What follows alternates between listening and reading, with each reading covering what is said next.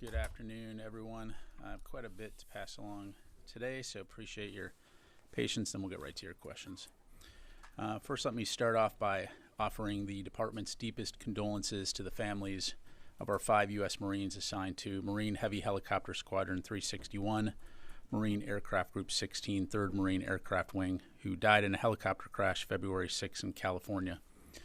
As Secretary Austin said in his statement this morning, we mourn their tragic loss, and his prayers are with these brave Marines, their families, loved ones, and teammates. We will forever be grateful for their call to duty and selfless service, and we also want to thank the multiple local, state, and federal agencies who are assisting with recovery operations. As a matter of policy, identities of deceased service members will not be released until 24 hours after all next of kin notifications have been completed. For additional questions, I would refer you to the Marine Corps. Separately, Secretary Austin and Chairman of the Joint Chiefs of Staff, General C.Q. Brown Jr. will travel to Brussels, Belgium next week to host an in-person meeting of the Ukraine Defense Contact Group on February 14. This will be the 19th meeting of the UDCG since Secretary Austin formed the international group in April 2022. The Secretary and Chairman will join ministers of defense and senior military officials from nearly 50 nations to discuss the ongoing crisis in Ukraine and the continued support from the international community to provide the Ukrainian people with the means necessary to defend their sovereign territory. While in Brussels, Secretary Austin will also participate in the NATO Defense Ministerial, February 15, at NATO headquarters.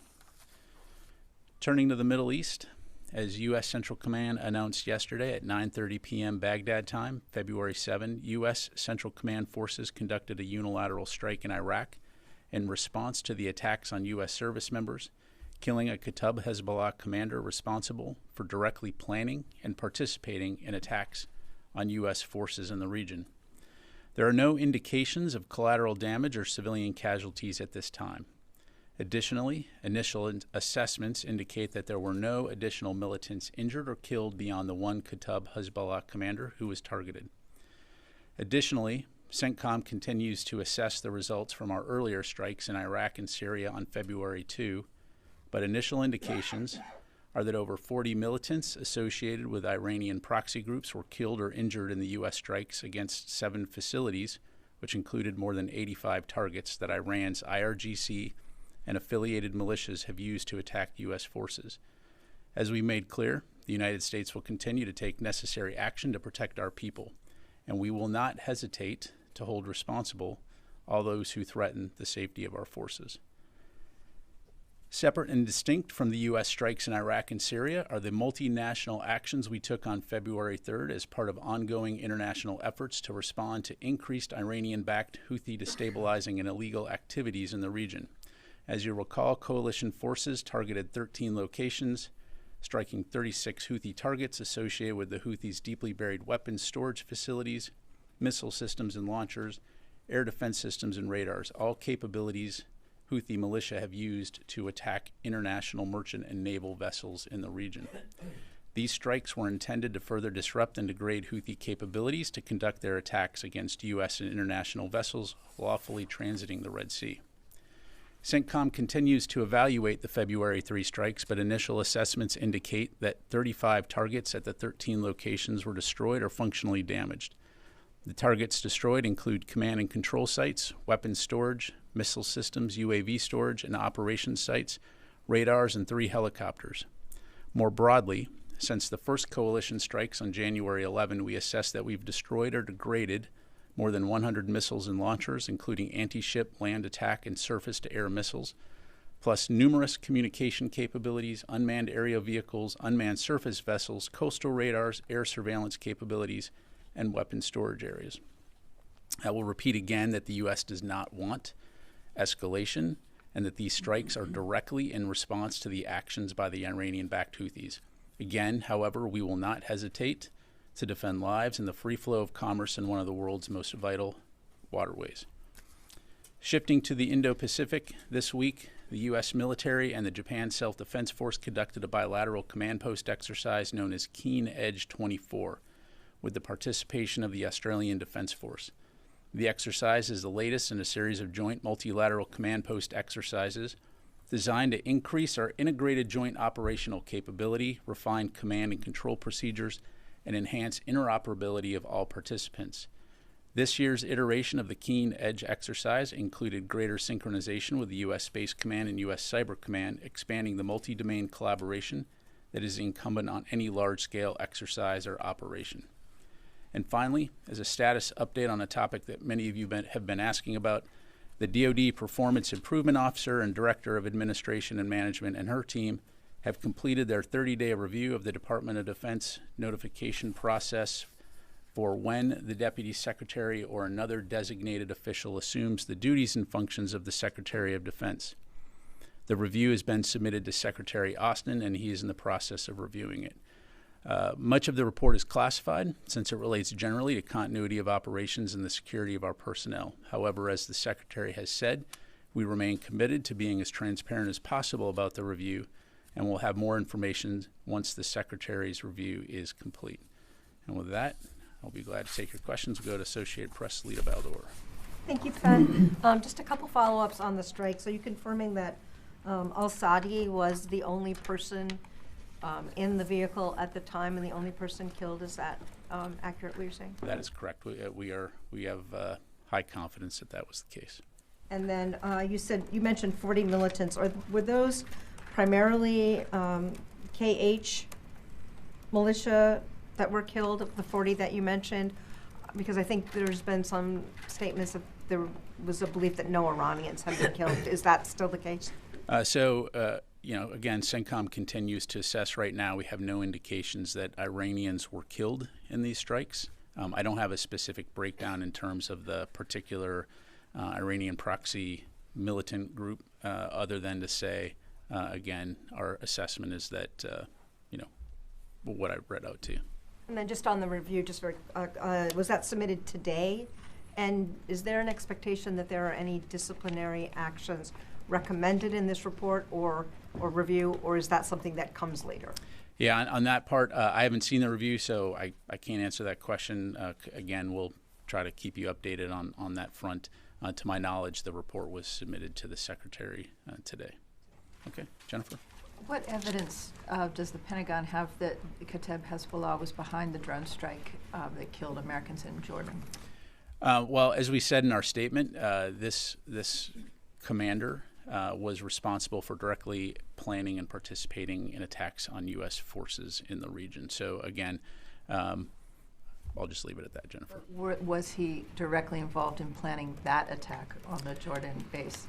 I don't have any information on that.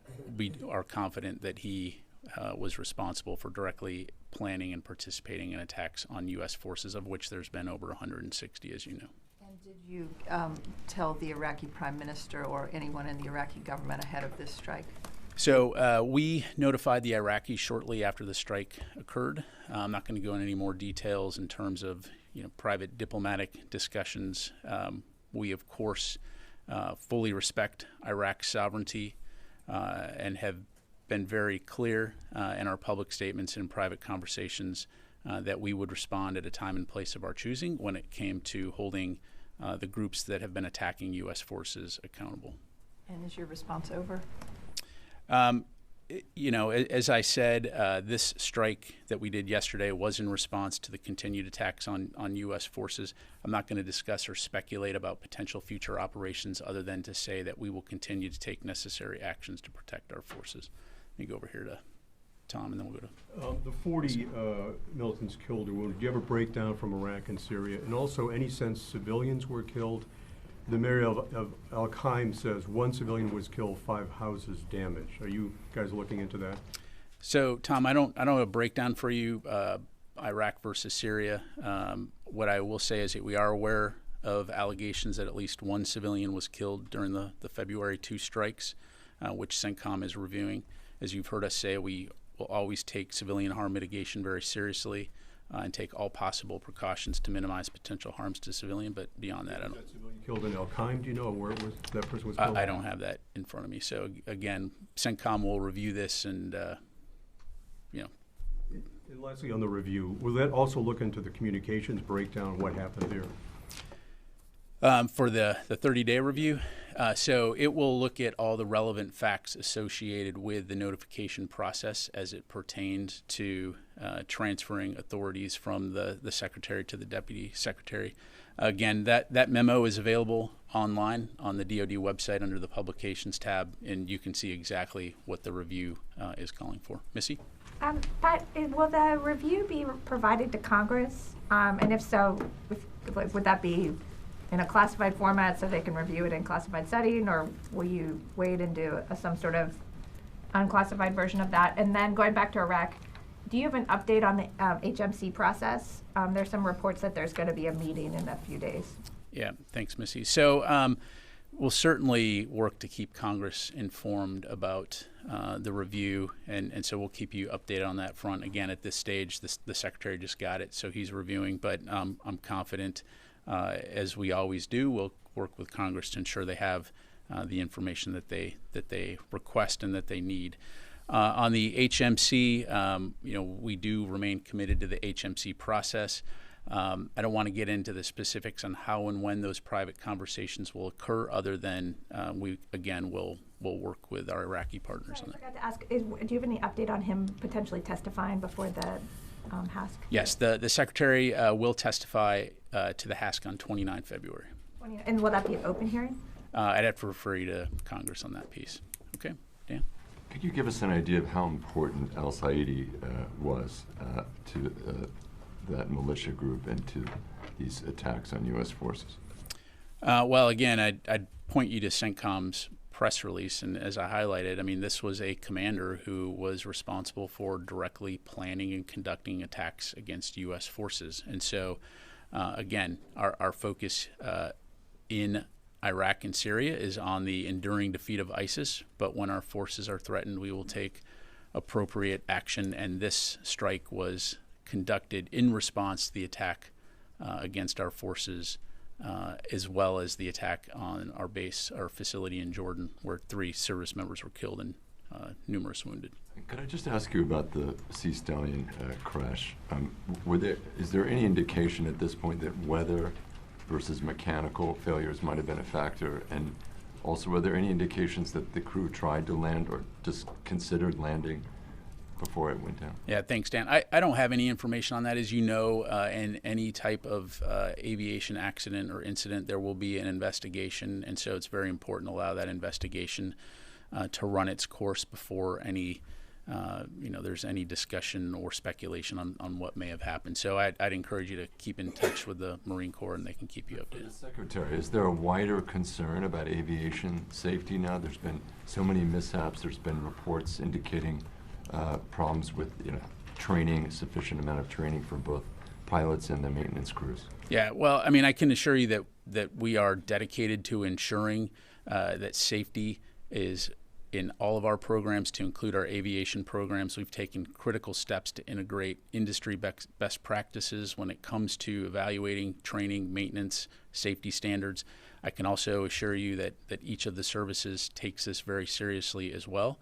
And so they will, as always, continue to look at their training, maintenance, and safety programs to ensure that we learn from every incident and apply those lessons into their risk management programs and management of those fleets.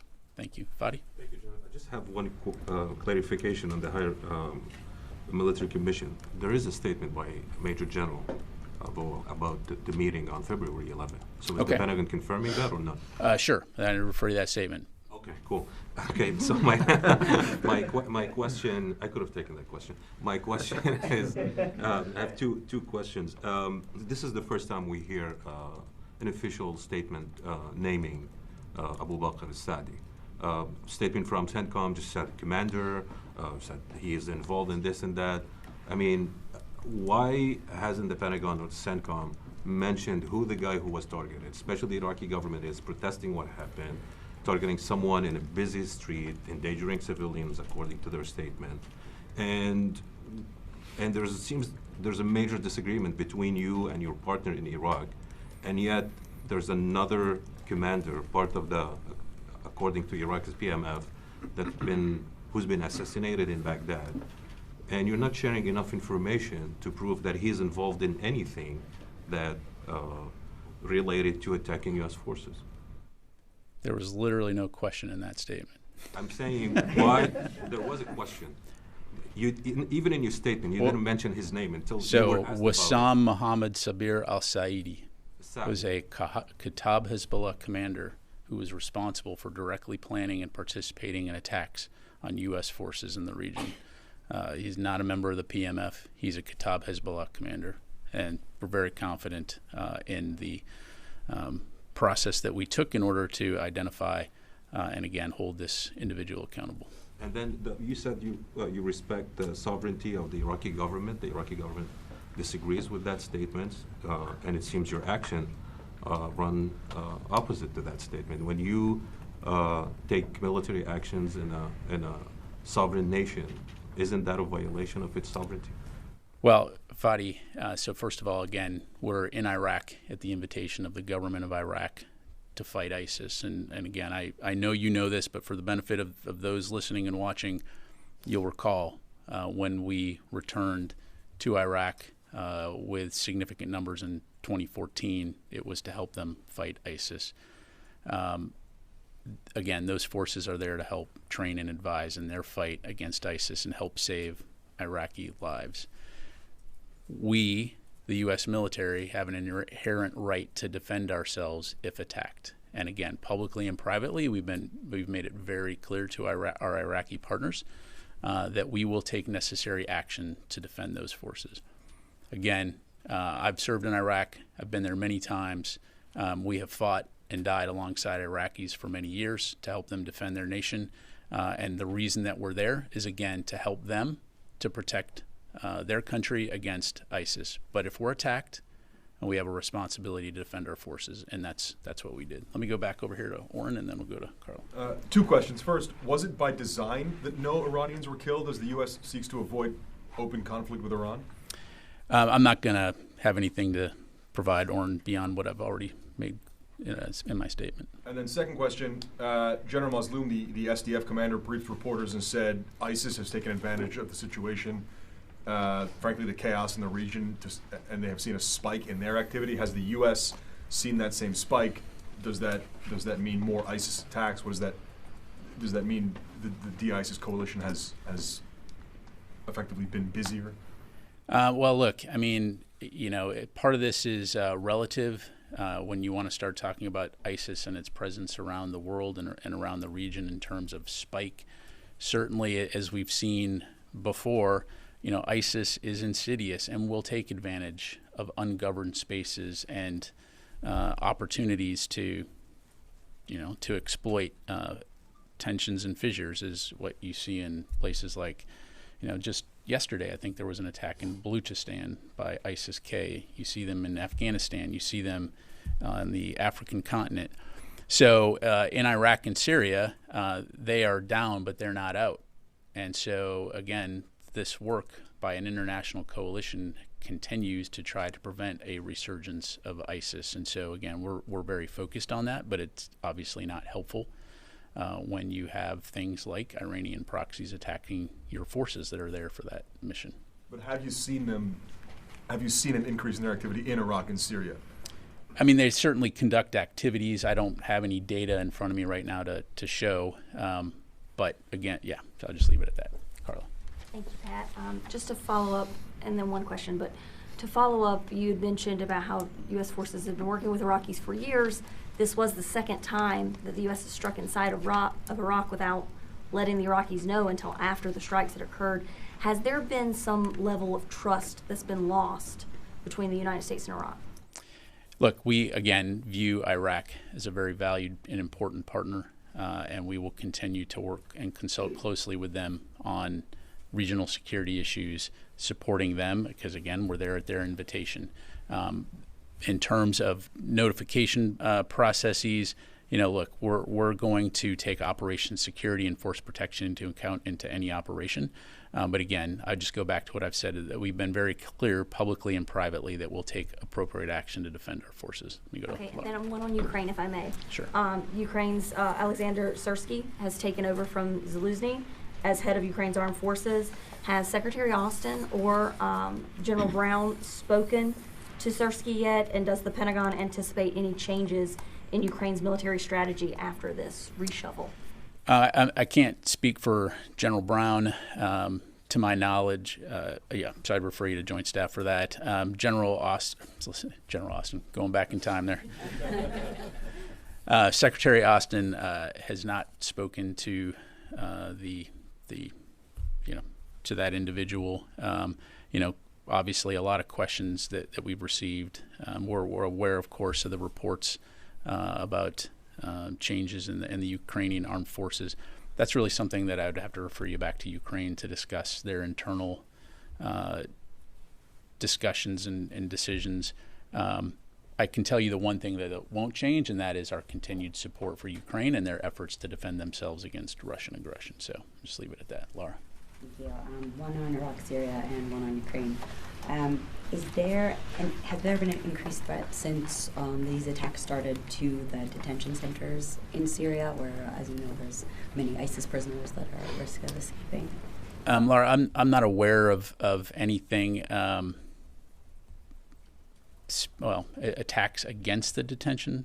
Just an increased risk of some kind of breach, or the SDF guards having to... Yeah, I'd have to refer you to CENTCOM on that. I'm not aware of anything specifically. As you highlight, I mean, this is sort of a U.S. SDF joint effort to essentially ensure that Al-Hol continues to contain ISIS prisoners, but I'd have to refer you to CENTCOM on that. And then on Ukraine, we talked about how the PDAs are on pause right now. USAI contracts continue to flow. How much longer will the U.S. be providing flowing air defense missiles to Ukraine? So I don't have a number to provide for you. There are certain capabilities that were contracted under USAI, which will continue, which does include some air defense capabilities. We'll also continue to work very closely with allies and partners in terms of identifying Ukraine's needs and then working with them to help facilitate that process. So we're currently still flowing U.S. air defense missiles to Ukraine right now, the USAI contracts. To my knowledge, that and other capabilities that we've announced as it relates to USAI. Jennifer. Just a follow-up, Pat. You say that the person killed in Baghdad, the head of Kateb Hezbollah, was not a member of the PMF, but the Iraqi leaders say that he was. So how can you say he wasn't a member of the PMF if they say he was? And if you have targeted the head of Kateb Hezbollah in Iraq, does that mean you've determined that the drone that killed Americans in Jordan came from Iraq? I don't have any updates to provide in terms of the point of origin for the drone that struck Tower 22. And again, we're confident that this individual was a Kateb Hezbollah commander. And I'll just leave it at that. I won't speak for the Iraqis. Yeah. Last week, we heard from the Defense Secretary who said that Iran was ultimately to blame because they pay for these groups, these proxy groups. They bankroll these missiles and these drones. So is it in his estimation that Iran has been held responsible for the attack at the Tower 22? Is it the Secretary's estimation? Again, look, we've said is that we will take necessary action to hold those accountable, those responsible for these attacks against our forces accountable. I'm not going to bound it other than to say that we will continue to stay focused on our mission in Iraq and Syria, as well as doing what we need to do to protect our forces. And I'll just leave it at that. Gordon? Pat, just to go back to this review thing, the Secretary's answer on how much would be revealed or whatever was a bit shaky. The idea of, who knew what when and who was supposed to say and do all that cannot be positively classified. So I'm trying to get a cleaner answer to how transparent the building will be on the results of this review, because the idea that a lot of it is classified seems not true. I'm going to take a deep breath there, Gordon. I know I understand and appreciate your skepticism there. I'm telling you the truth, and that there will be portions of that report that are classified, and then we will work hard to provide you with as much information as we can, and you'll just have to take my word for it. Thank you. Sir. Just quickly on the Iraq strike, can you talk about any timeline on when the president authorized the strike ahead of time? How long before this took place? And then can you talk about at what levels discussions took place following the strike? You said you informed Iraq. Yeah, thanks, Joseph. So I'd refer you to the White House for any discussion on the president. Not, as I'm sure you can appreciate, I'm not going to get into discussions that the secretary has with the president in terms of timelines, other than Central Command had the authorities that they needed to conduct this strike. So. And then on the level of call from this building to the Iraqis after the strike. I'd refer you to Central Command. I don't have anything to read out. I mean, as you know, we have forces in Iraq as well as a U.S. embassy presence, and so we're communicating at multiple echelons. But I'd refer you to Central Command on that. Gaza. There's been talk about the Israelis have said they conduct a military operation into Rafah. Would this department support such an operation? And then secondly, on that, at least 2, maybe a third American have been detained by the Israeli military. There's civilians that continue to be killed in Palestine. The department has verbally said and warned that there needs to be a reduction in civilian casualties. When or is the department prepared to do more than just issue verbal warnings? There's a lot of questions there, Joseph. So in terms of Rafah, I don't have anything for you on that. I'd refer you to the Israeli MOD to talk about their operations. I think NSC has talked about this a bit. Clearly, we continue to remain focused on ensuring that humanitarian assistance gets into Gaza, and there are concerns about making sure that civilian safety is taken into account if there were any operations to be considered in that area. But again, I don't have anything to provide on Israeli operations. As it relates to the detainment of any U.S. citizens, again, I'd refer you to State Department on that. I just don't have anything to provide. Okay, sir. Yeah, thank you. When it comes to addressing the threats of the Iranian-backed groups in Iraq and Syria, has your policy changed or shifted from deterrence to degrading these groups? Because 1 hour ago, the State Department and the BT spokesperson said that the focus continues to be on both, on deterrence and also on degrading these groups. Has anything changed related to that? So I think you got to take a step back a little bit more from that and say, the focus is on conducting the mission that we're there to do. And if we're attacked, taking appropriate action to deter future attacks, as well as safeguarding our forces, to include holding those accountable who have been conducting these attacks. Part of that would include degrading the capabilities that they've been using to conduct attacks, right? So that's what you saw on Friday was efforts to degrade the capabilities that they have, but also send a clear message that we will take action if our forces are attacked or threatened. So I totally understand that you are in Iraq on an invitation of the Iraqi government, and we spoke on that at different times. But when it comes to that, the Iraqi government says totally different what we are believing when it comes to the sovereignty. You say that we respect the Iraqi sovereignty, and the Iraqi government, the spokesperson for the Iraqi government, says that the U.S. is violating the Iraqi sovereignty. And also today what they announced that these attacks compels the Iraqi government more than ever to terminate the mission of the coalition. Does that concern you at all, these comments that coming from the Iraqi government? I understand that you are not speaking for the Iraqi government, but are you taking these comments, statements seriously? Well, look, we take our relationship with Iraq seriously, and we value them as a partner. We do respect their sovereignty. But again, when our forces are attacked or threatened, it's incumbent on us to take necessary action to protect those forces. And so I'll just leave it at that.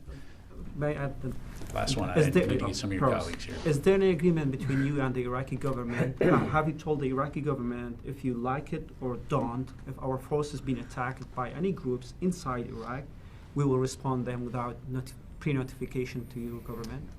So as I mentioned, we have been and have had conversations with our Iraqi partners that we, both publicly and privately, that we will respond to any attacks against our forces. And of course, part of those conversations include working with the Iraqi government to request their assistance in protecting our forces that are there at their invitation.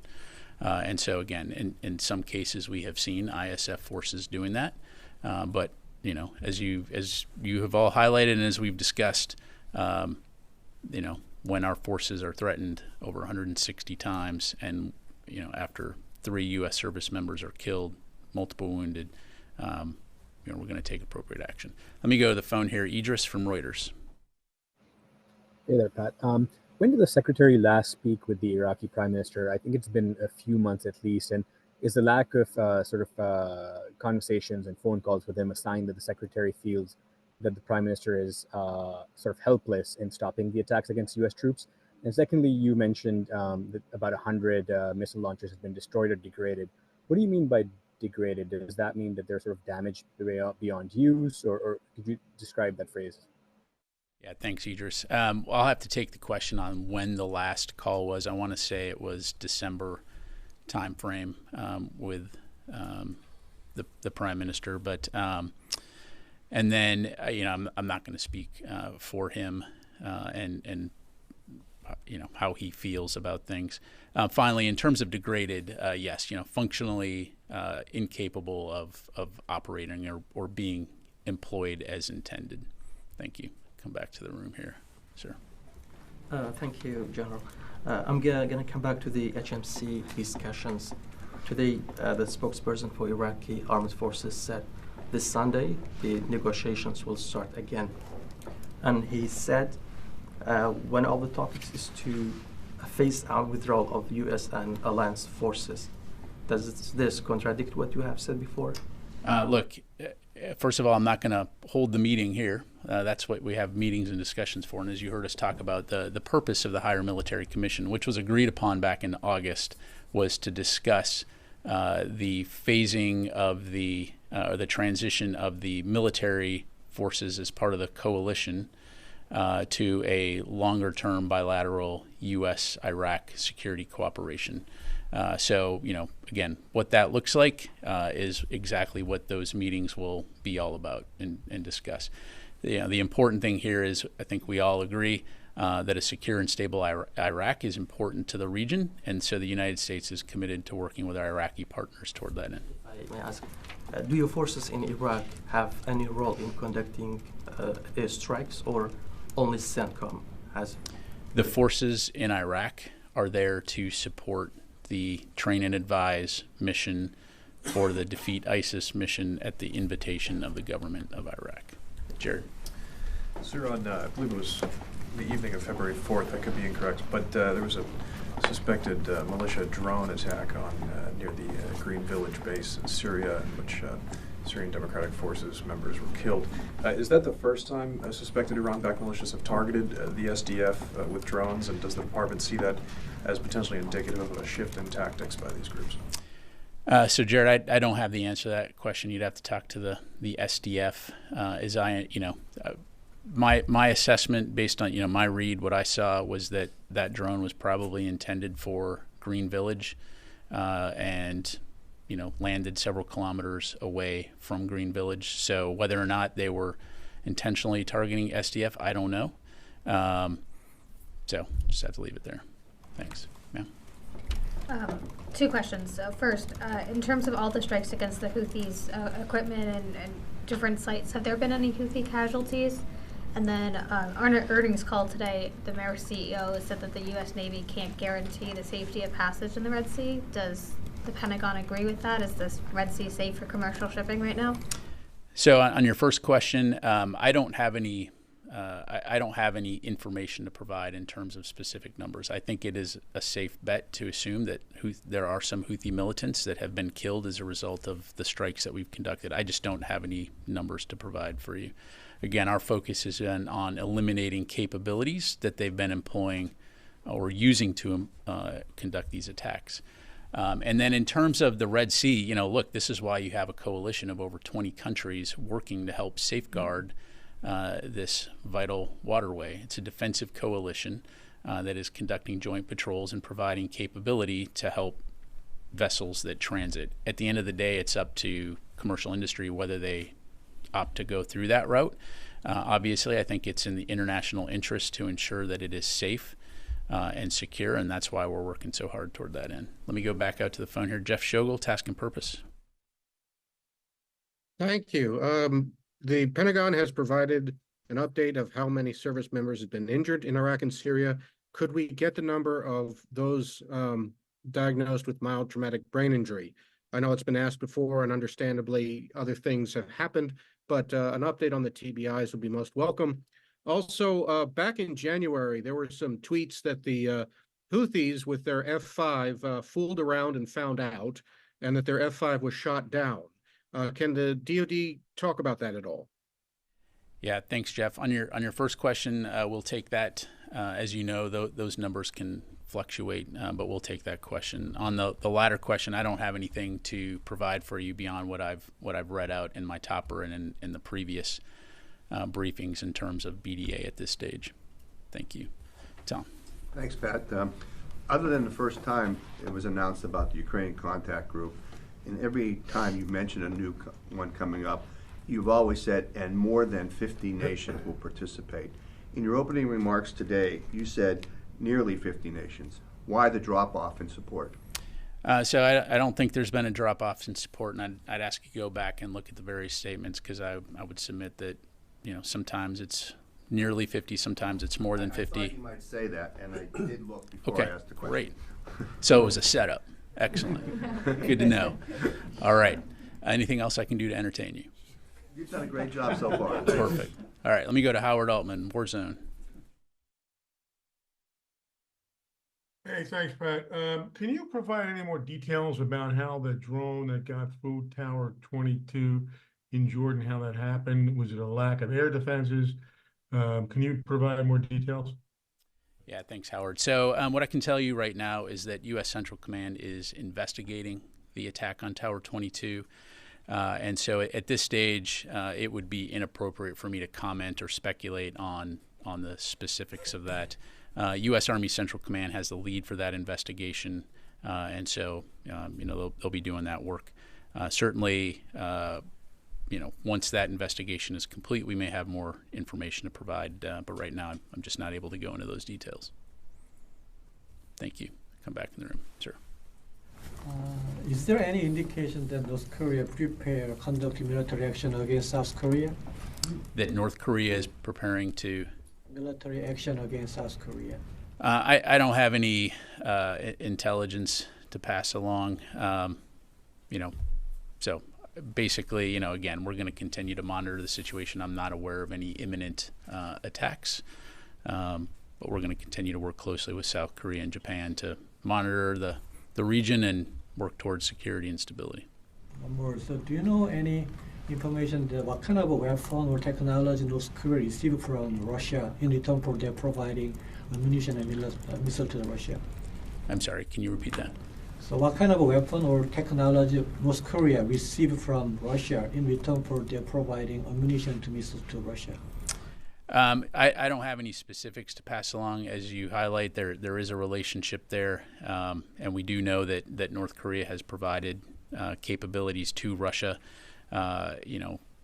hoping to build up a relationship to be able to capitalize on Russian capabilities. But I'll just leave it at that. Let me go to Fadi and then I'll come to you. So General, after the attack on U.S. forces in Jordan, the Pentagon said the response will be multi-tiered.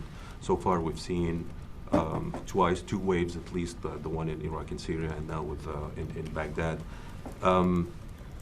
Is this approach still valid, or does the Pentagon think that the response to the attack in Jordan has played out, and now it depends on whether attacks continue on U.S. forces in Iraq and Syria? Yeah, thanks, Fadi. I mean, just to emphasize what I said earlier, the strike on Friday and the strike yesterday was conducted in response to those attacks, as well as the attacks on U.S. forces, and meant to hold those responsible accountable. As for whether or not there will be future attacks, again, I'm just not going to speculate or talk about potential future operations, other than to say, again, we'll take necessary action to protect our forces. And I'll just leave it there. Mike. Got time for a couple more. Thanks, Pat. Today, General Mazloum of the SDF accused Turkey of attacking their civilian infrastructure, including oil facilities. Can you confirm if that's true or not? And does it cause any problems for the campaign to have two allies fighting each other instead of ISIS? Yeah, thanks, Mike. I don't have any information on that. I haven't seen those reports. Doesn't mean it hasn't happened. I just haven't seen anything on it. And as for political campaigns, that's just not something that I'm going to comment on. Last question, sir. Thank you, sir. Two questions. One, China was in the news last week and this week in the media and also on the Capitol Hill that as far as cybersecurity or other concerns are, Chinese have so many people here against the United States. My question is, how much concern is from Pentagon here as far as Chinese cyber and military security is concerned within the U.S.? Yeah, well, without going into specific instances, what I would tell you is, as we've highlighted many times before, China continues to remain our pacing challenge. And as we've highlighted in our national defense strategy, one aspect of that is operations in cyberspace. And so, again, we'll continue to take that very seriously. And it's something that we'll continue to work on closely with allies and partners as it relates to their own cybersecurity. And then you had a second question. As far as this war in the Middle East is concerned and terrorist activities against many countries in the Middle East, there are many terrorists in many countries there. My question is that they are digging, they have had 1,300 or 1,500 tunnels, they have arms, they have financing. My question is, are we going after those who are financing them millions and millions of dollars and giving them arms and supporting them? And I'm sorry, which terrorist group? In the Middle East, like Hamas or Hezbollah and others. Yeah, so